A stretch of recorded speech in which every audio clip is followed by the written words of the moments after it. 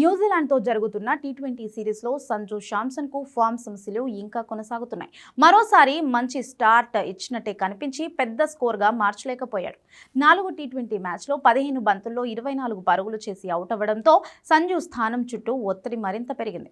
భారీ లక్ష్యాన్ని ఛేదించే క్రమంలో ఆరంభంలోనే అభిషేక్ శర్మ, కెప్టెన్ సూర్యకుమార్ యాదవ్ వికెట్లు కోల్పోయింది. ఆ సమయంలో క్రీజులో ఉన్న సంజు శాంసన్ ఇన్నింగ్స్ను కాస్త నిలబెట్టే ప్రయత్నం చేశాడు. 3 4లు, ఒక 6తో ఆకుని షాట్లు పెడుతూ సెటిల్ అవుతున్నట్టు కనిపించాడు. అయితే న్యూజిలాండ్ కెప్టెన్ మిచెల్ శాంట్నర్ వేసిన ఒక బంతికి క్లీన్ బౌల్డ్ అయ్యాడు. క్రీజులో నిల్చుని ఆడిన సంజు బంతిని మిస్ చేయడంతో నేరుగా స్టంప్స్ తగిలాయి. ఈ అవుటే మ్యాచ్లో టర్నింగ్ పాయింట్గా మారింది. కామెంటరీలో ఉన్న భారత్ మాజీ కెప్టెన్ సునీల్ గవాస్కర్ ఈ వికెట్పై తీవ్రంగా స్పందించారు.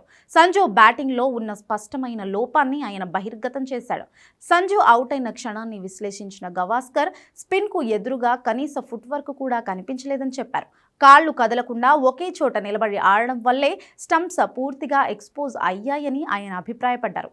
రీప్లే చూసిన తరువాత కూడా గవాస్కర్ అదే విషయాన్ని మరింత బలంగా చెప్పారు. లెగ్ స్టంప్ బయటికి వెళ్లి షాట్ ఆడే ప్రయత్నంలో సంజు 3 స్టంప్ను తెరిచిపెట్టేశాడని, అలా మిస్ అయితే బౌలర్ తప్పకుండా వికెట్లు తీసుకుంటాడని అన్నారు. అదే సంజు విషయంలో మరోసారి జరిగిందని స్పష్టం చేశారు. ఇషాన్ కిషన్ నంబర్ 3లో మంచి ఇన్నింగ్స్లు ఆడుతుండడంతో సంజు శాంసన్కు వచ్చే అవకాశాలపై ఇప్పుడు పెద్ద చర్చ మొదలైంది.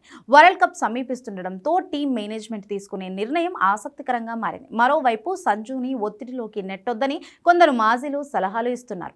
కెప్టెన్ సూర్యకుమార్ యాదవ్ మాదిరిగానే సంజు కూడా ఫామ్లోకి వస్తాడంటూ కైఫ్ అభిప్రాయపడుతున్నాడు. ఫిబ్రవరి 7 నుంచి టీ20 వరల్డ్ కప్ ప్రారంభం కానున్న నేపథ్యంలో టీం మేనేజ్మెంట్ ఎలా నిర్ణయాలు తీసుకుంటుందో వేచి చూడాలి.